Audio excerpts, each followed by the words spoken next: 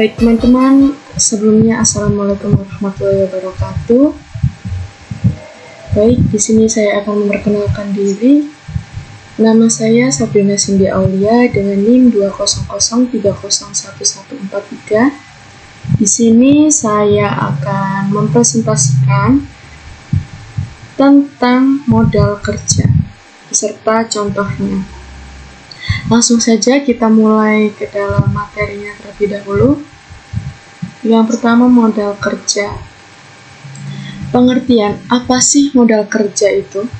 Modal kerja adalah modal yang diperlukan perusahaan untuk membiayai semua kegiatan bisnis, sehingga bisnis dapat berjalan sesuai rencana sebelumnya. Di sini modal kerja ada dua macam, yaitu modal kerja permanen dengan modal kerja variabel. Nah, modal kerja permanen sendiri yaitu jumlah minimal yang tersedia, sehingga perusahaan bisa berjalan dengan baik tanpa mengalami masalah keuangan. Modal kerja permanen sendiri dibagi menjadi dua, antara lain modal kerja primer, yaitu modal kerja minimal yang harus ada setiap perusahaan agar fungsinya untuk menjamin perusahaan tersebut dapat tetap beroperasi, dan modal kerja normal, yaitu modal kerja yang wajib dan harus ada agar perusahaan hanya bisa beroperasi dengan tingkat produksi yang normal. Kemudian modal kerja variabel, yaitu jumlah modal kerja yang jumlahnya bervariasi pada aktivitas di masa tertentu dan kebutuhan di luar kegiatan perusahaan yang biasa. Nah, modal kerja variabel sendiri terdiri dari modal kerja siklus, modal kerja musiman, dan modal kerja darurat.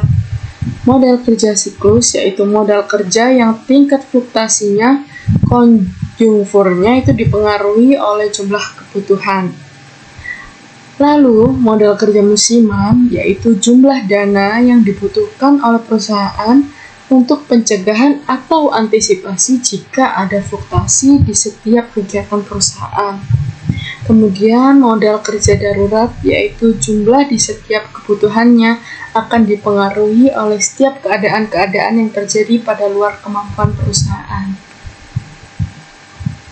Selanjutnya yaitu konsep modal kerja. Konsep modal kerja sendiri ada tiga, yaitu konsep kuantitatif, konsep kualitatif, dan konsep fungsional. Konsep kuantitatif yaitu jumlah seluruh aktiva lancar, atau yang sering disebut sebagai gross working capital, atau modal kerja kotor. Dalam hal ini diberlakukan guna mencukupi kebutuhan dana operasional perusahaan yang bersifat rutin atau jangka pendek.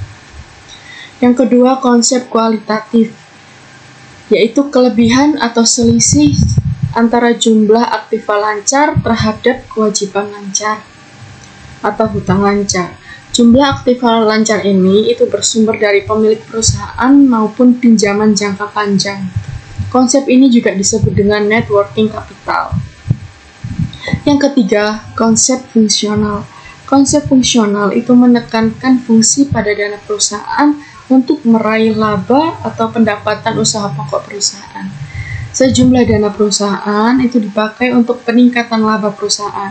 Jadi semakin banyak penggunaan dana, seharusnya akan semakin tinggi laba yang diperoleh perusahaan. Begitupun sebaliknya. Selanjutnya yaitu penggunaan modal kerja. Modal kerja ini tuh gunanya untuk apa sih? Yang pertama yaitu pengeluaran untuk gaji karyawan, upah, serta biaya operasional perusahaan lainnya. Yang kedua, pembentukan dana. Yang ketiga, pembelian aktiva tetap seperti bangunan, tanah, mesin, kendaraan. Kemudian pengeluaran pembelian bahan baku produk atau barang dagangan. Yang kelima yaitu untuk menutupi kerugian yang disebabkan oleh penjualan surat-surat berharga perusahaan. Nah, faktor apa saja sih yang mempengaruhi modal kerja? Yang pertama yaitu dari jenis perusahaan. Kebutuhan perusahaan akan modal kerja ini tergantung pada jenis usaha yang dijalankan oleh perusahaan itu sendiri. Yang kedua, waktu produksi. Jika waktu yang diperlukan untuk mendapatkan barang semakin lama, maka jumlah modal yang dibutuhkan perusahaan juga akan semakin besar. Kemudian yang ketiga, tingkat perputaran perusahaan. Semakin lama persediaan berputar, maka semakin besar pula modal yang diperlukan oleh perusahaan, begitupun sebaliknya. Selanjutnya kita menuju ke soal. Di sini sudah tertera laporan keuangan PT Kutilang pada akhir tahun 1999. Sudah tertera juga di sini aktiva lancar meliputi kas sebanyak 24 juta, efek sebanyak 56 juta, piutang dagang sebanyak 80 juta, persediaan barang 160 juta.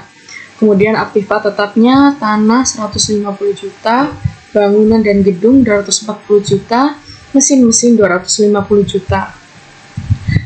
Hutang dagang 36 juta, hutang wesel 60 juta, hutang pajak 29 juta, hutang obligasi 200 juta.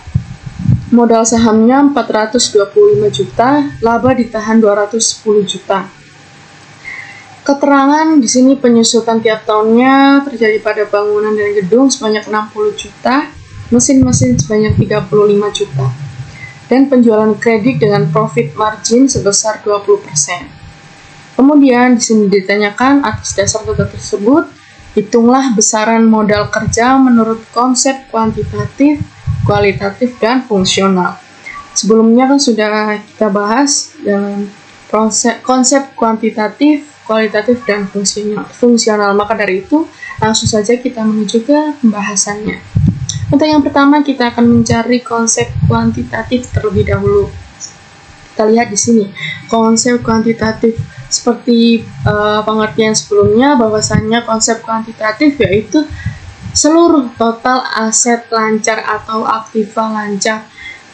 Kita balik lagi ke soal. Di sini aktiva lancarnya terdiri dari kas, efek, piutang dagang, dan persediaan barang masing-masing sebanyak 24, 56, 80, dan 160. Kita masukkan saja seluruhnya.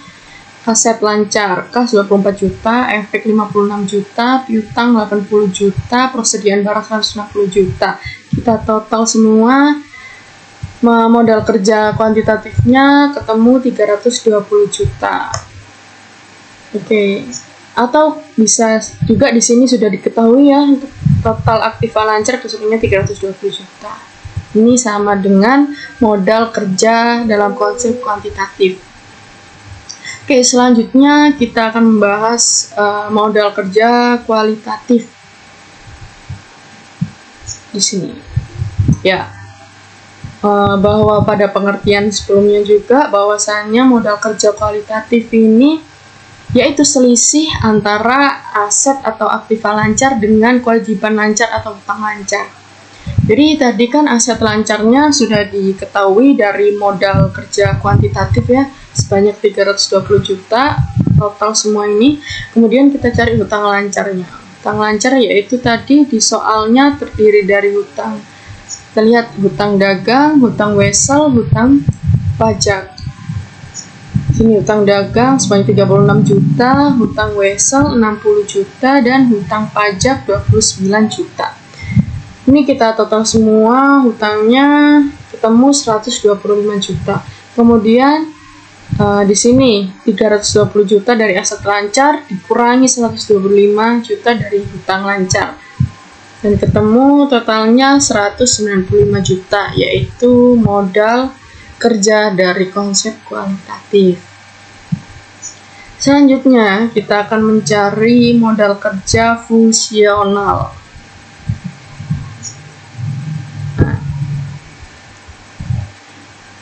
Modal kerja fungsional yaitu dari kas ditambah persediaan barang, tambah piutang 80%, ditambah penyusutan tahun ini. Kenapa kok piutang 80%? Itu kita lihat dari profit marginnya. Nah, di sini profit margin di sini kan sebesar 20%. Maka kita ambil sisanya yaitu 80%, itu piutang pokok. Kita ambil 80%. Kita masukkan ke dalam modal kerja fungsional.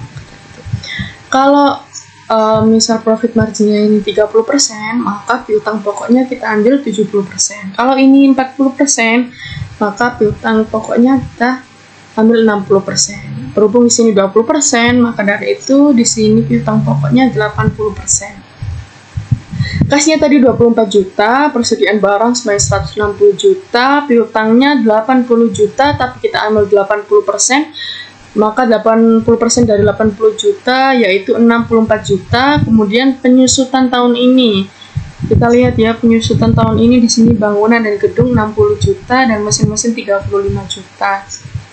60 dan 35 juta. Kita jumlahkan keseluruhannya ketemu 343 juta.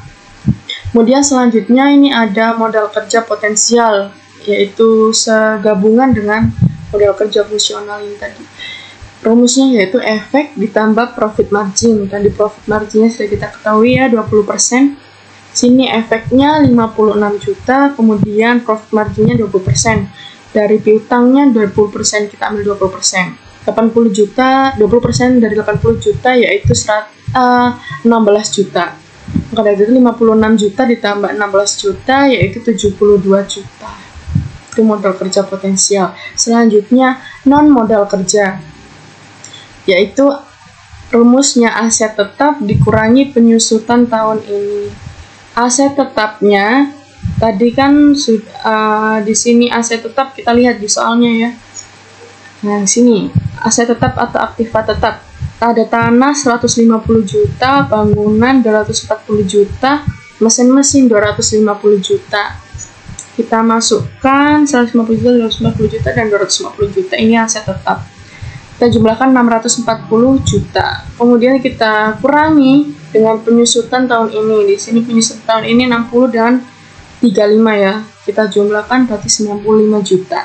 640 juta dikurangi 95 juta, yaitu ketemu hasilnya ini 545 juta. Baik, ya sekian teman-teman presentasi dan penjelasan dari saya, Sabrina Sindia Aulia. Apabila ada kurangnya atau salah kata, mohon dimaafkan. Semoga materi tadi yang telah saya sampaikan dapat bermanfaat bagi kita semua. Sekian dari saya. Wassalamualaikum warahmatullahi wabarakatuh.